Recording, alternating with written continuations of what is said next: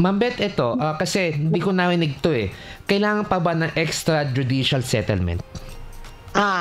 Option yan. So, pinayagan na huwag munang mag-present ng EJS kung hindi pa available yung EJS. Pero kung available na, pwede.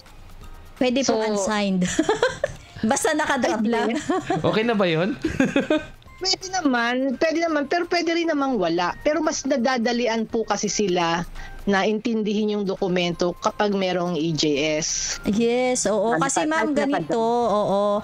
Meron kasing property, let's say, isang property, 3 yung owners. Yung pangatlong owner, 5 yung nagmamay-ari. Yung isang namatay at 4 yung buhay. So, kinakailangan nating i-explain yan doon sa tinatawag nating extrajudicial. EJS ang tawag natin in short.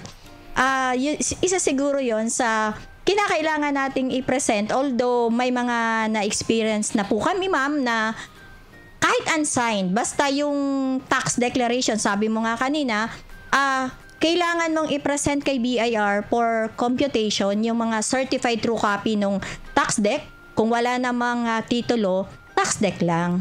Tama po ba, ma'am? Tama po, ma'am. Tama po siya.